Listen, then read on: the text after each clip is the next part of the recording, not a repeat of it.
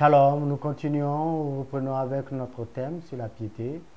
Et cette fois-ci, nous parlerons de la piété manifestée par un des plus grands hommes de la Bible, un exemple de leadership dans la Bible. Il s'agit de Néhémie.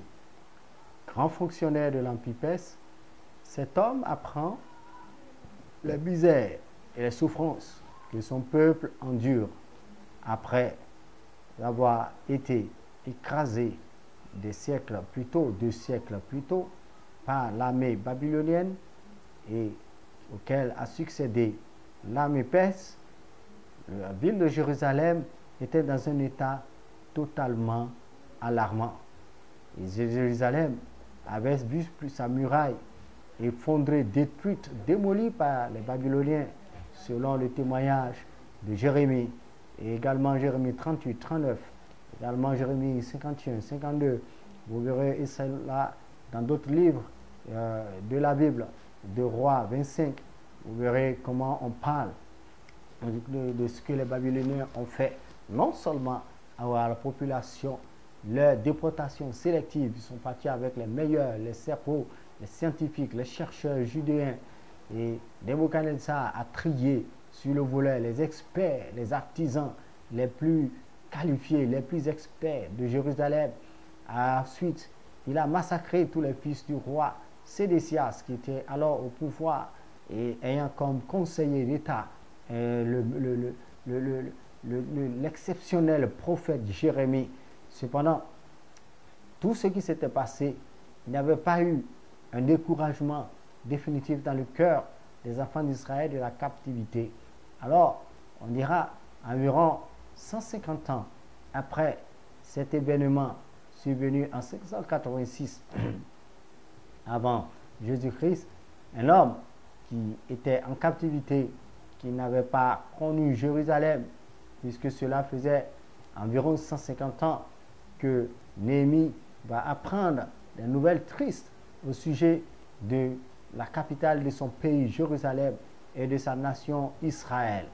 Alors, la Bible nous informe tout de suite que, après avoir dit ce qui se passait à Jérusalem, Néhémie est entré dans une profonde tristesse. Il a entrepris toutes les démarches auprès du roi qu'il servait dans un poste très stratégique, parce que Néhémie servait le vin au roi, et cette profession était l'une des plus nobles, l'une des plus sensibles dans les royaumes et empires, les cités-États de l'Antiquité, de cette époque. Et jusqu'à présent, dans nombre de pays, servir le vin à l'autorité est une grande marque d'honneur. Servir l'eau, la boisson à une autorité est une grande marque d'honneur, une marque de confiance. Alors, Néhémie apprend tout ce qui se passe à Jérusalem. Il décide, avec sa permission du roi, il rentre à Jérusalem et il se met à travailler. Néhémie a travaillé jusqu'à ce que la muraille soit reconstruite. Et que nous dit la Bible au sujet de sa piété? Nous verrons cela dans le livre de Néhémie, le chapitre 13, verset 14, où il est écrit: « Souviens-toi de moi, ô mon Dieu, à cause de cela, et n'oublie pas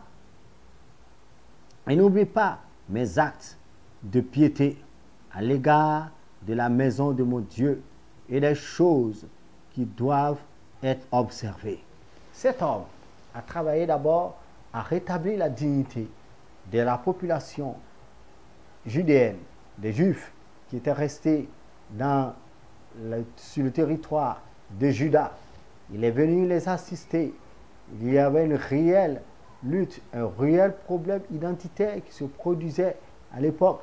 Les Samaritains, les Arabes qui se proclamaient, les Samaritains qui se proclamaient juifs, et également des Juifs qui eux-mêmes avaient presque renié leur identité à cause de la pression, des pressions qui sont causées par le système colonial qui avait été mis en place depuis l'époque assyrienne déjà, sous Sargon II en 722 avant Jésus-Christ, jusqu'à l'an 586 d'ailleurs, où les Babyloniens, après avoir rasé, vaincu Juda, vaincu Jérusalem, ont ébranlé non seulement une grande partie des murailles, ont brûlé le temple, ont retiré tout ce qu'il y avait de plus précieux.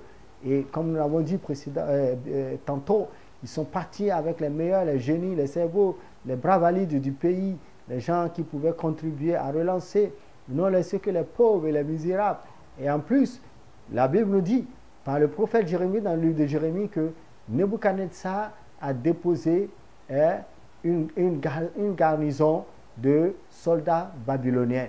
Il a déposé des troupes babyloniennes. Il a créé un bataillon babylonien qui siégeait à Juda pour continuer à semer la terreur dans le cœur des populations. C'était donc une population qui était psychologiquement troublée, perturbée dans tout ce qu'il vivait. Alors, Néhémie arrive, il commence à travailler. Il travaille d'arrache-pied. Après plus de 5 dizaines de jours, et la Bible nous informe que Néhémie avait achevé de reconstruire les murailles de Jérusalem. Et que va-t-il se passer? Il s'est fait que cette société qui avait vécu sous la menace constante, sous l'oppression constante des personnes qui étaient envoyées par les différentes puissances qui dominaient, qui contrôlaient la terre de Jérusalem, la terre de Juda entier dans le pays, ces populations ont commencé par étouffer les populations autochtones, les Juifs, ont commencé par les étrangler. Alors Néhémie a décidé, par un acte patriotique de très grande envergure, il a décidé de rentrer, demandant la permission. Il a utilisé sa position grandiose à l'étranger, à l'international, pour venir bâtir, reconstruire, redonner un peu de dignité à sa patrie et à sa capitale bien-aimée, Jérusalem, dont lui avaient parlé les ancêtres et au sujet de laquelle il recevait constamment des rapports en provenance des personnes qui allaient à Jérusalem et qui revenaient dans l'Empire perse avec les nouvelles du pays. Alors Néhémie a manifesté ainsi sa piété.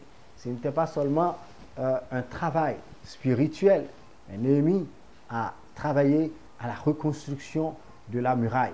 La piété de Néhémie repose sur cet acte patriotique, sur cette action patriotique, sur cet esprit citoyen. Il a redonné confiance à ses concitoyens qui étaient persécutés régulièrement par les sbires et par les serviteurs des différents empires qui avaient été déposés.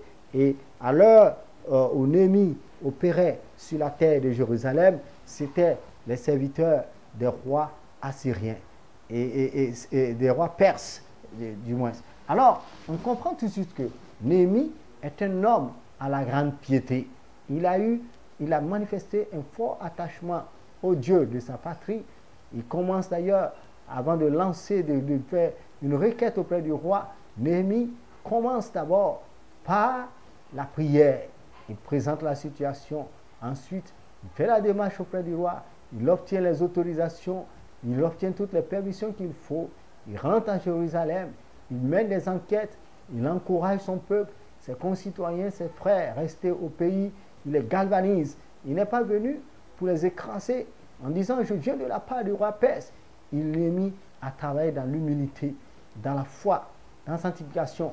Mais également, on voit que Néhémie, c'était un homme qui n'était pas venu se faire roi, comme on tentait de l'accuser plusieurs serviteurs du roi perse qui étaient sur le terrain.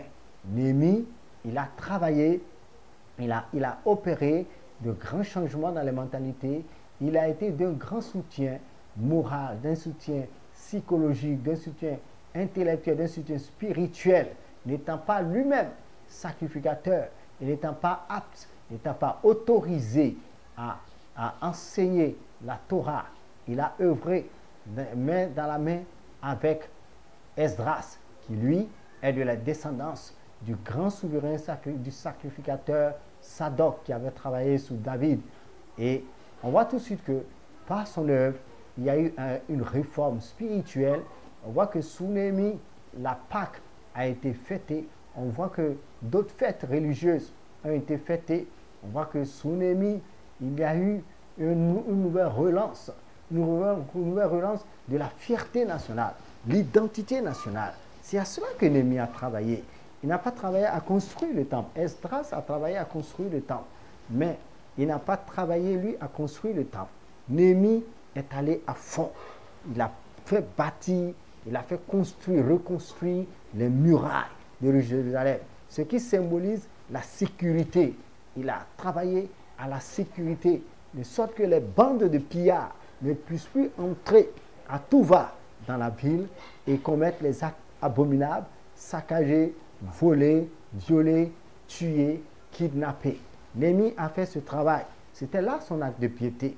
Ensuite, on voit que Néhémie a travaillé, quand nous lisons un peu plus loin, au chapitre 4, il va encourager ses concitoyens, il va jusqu'à leur dire de ne pas craindre, de ne pas trembler devant les menaces des ennemis de son peuple. Il va encourager ses concitoyens. Il leur dira même que non, vous n'avez pas à avoir peur de tout ce qu'ils disent, de tout ce qu'ils font, mais vous, soyez prêts à combattre avec la force de votre Dieu. Résistez, ne vous laissez pas étouffer. Et c'est la même chose que je puisse vous dire ce soir. Bien-aimé, ta piété doit aider à relever la fierté, à relever la tête de tes concitoyens. Où que tu te trouves, si tu te trouves à l'extérieur, que si tu te trouves dans n'importe quel lieu, pense à la nation d'où tu proviens. Souviens-toi que ton succès ne te fasse pas oublier ton pays, que ton succès ne t'amène pas à oublier ta famille, tes parents. Souviens-toi, prends des informations, souviens-toi de tout ce qu'ils sont en train de souffrir et travaille à bâtir, à reconstruire leur image, à reconstruire l'image de ton pays, comme a fait Néhémie. On le voit au chapitre 3. Néhémie a réorganisé toute la nation, jusqu'aux femmes. Il a travaillé à ce que les mentalités puissent évoluer au niveau des questions des femmes. On nous dira que les femmes, dans le chapitre 3, ont travaillé à rebâtir les murailles. Les sacrificateurs, les premiers, les parfumeurs, pour dire les pharmaciens, les hommes politiques, les artisans dans différents domaines, toutes ces personnes ont été mobilisées par Néhémie pour la reconstruction de la muraille. Peu importe l'état chaotique dans lequel se trouve ton pays actuellement, mais tu dois manifester une piété comme celle de Néhémie. Cette piété, ce n'est pas seulement celle qui chante Dieu, celle qui pleure, celle qui veille, qui prie, qui combat les démons. Cette piété, c'est celle qui prend des responsabilités. C'est celle-là qui fait le tri. C'est celle-là qui relève la tête des opprimés. C'est elle-là qui restaure la dignité de ceux qui l'ont perdue. Que la grâce de Dieu soit avec vous. Shalom. Voici comment s'est manifestée la piété de Néhémie. Que la grâce de Dieu soit avec vous. À bientôt. Shalom.